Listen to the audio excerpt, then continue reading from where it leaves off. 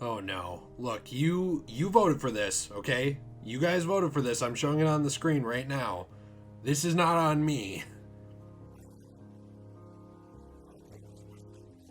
It's such a hard game to criticize at times, for me especially. I really enjoyed The Last of Us, but, you know, I'm a man of my word.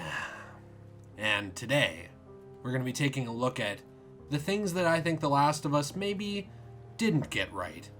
The first one is that the AI was really, really stupid.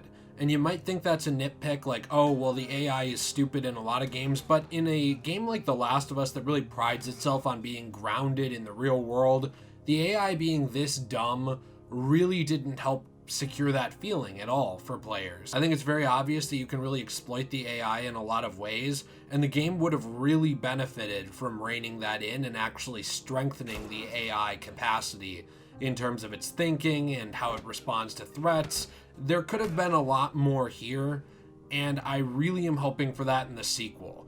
It doesn't ruin the game by any means, but it is something that you notice as you play. It's very exploitable. The second thing that this game did that really wasn't the best was the difficulty settings. And this is going to be the ironic thing. I know, I've criticized things before for being too easy, and I suppose to some people easy and hard are relative. What might be easy to me might be really hard for you, but here's why I think that this game was actually too hard on higher difficulty settings, despite that being the point. It's not because it's hard to survive, it's because it cuts out a key element of the game. The higher the survival setting you go up on, the less materials you find. You might expect that in certain survival games, but this really isn't Ark Survival Evolved or whatever. This isn't that. This is a linear story-based game that has a lot of survival and shooter elements. And because of that, what ends up happening is one of the best parts of the game, the crafting system, goes really underused and neglected in anything above the hard difficulty setting. Now, grounded, you're just asking for trouble. The actual recordings I have on here are of hard mode. I've also beaten the game fully on survivor, and I got so tired of the grounded experience that I just didn't care. So that's just me. To some people that might be the funnest thing ever, but I really do think there's something to be said about the fact that you find so little supplies on higher difficulties that it kind of butchers part of the game. It takes out a lot of the fun of that. And it doesn't just come down to, are you better at shooting or are you better at inventory management? And it does come down to, did you get lucky and happen to find something, or did you not? The last thing that I think it did wrong specifically, because we're going to get to one more after this, but the last one is actually the world itself. Now, I say the world's amazing in what it did right, so what do I mean? It's not actually the world, it's you in the world. The fact is, this world is so great that it almost hurts itself by being such a linear experience, I think. I actually enjoy linear experiences a lot, but there's so much to this world that could have been explored. I look at a world like Fallout that I would never want this to be, but you look at how open that world is, and yet sometimes it lacks the sort of details that you can put into a smaller game like this.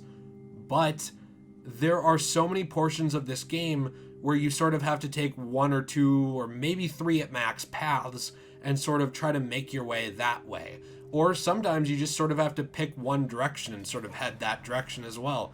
And while this can be the case in indoor areas of some of these bigger games that I'm referencing, the fact is that there is a lack of freedom here. At times it contributes to claustrophobia and helping the feeling of the game. But a lot of the times for me, it also made me think, oh, I wish I could go over there. I wish I could look at what's over there. What's in that building? I kind of want to see that part of the world. And there was just so many areas like that. And I honestly think that's a testament to how great the game is. The fact that I couldn't get enough of the world and wanted more, and yet it ended at such a succinct point that was great.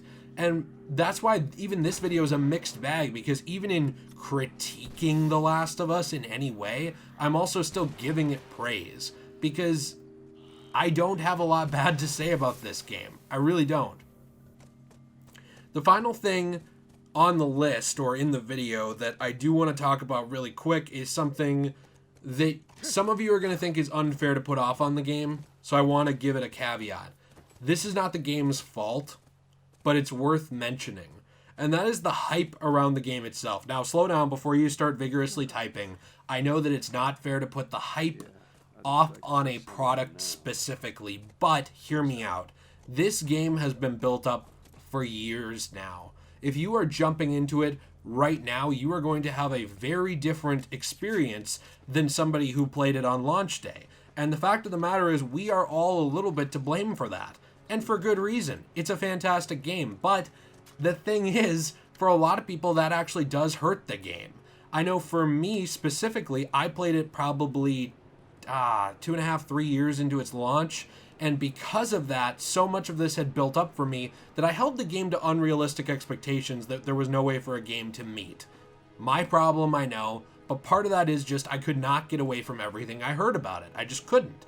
And then when I actually put this up for a poll, I was surprised that you guys wanted to see me talk about this, because I've said before, there's some things I don't like about The Last of Us. But you know what? Half those criticisms went out the window because I've had quite a while for that feeling to die down.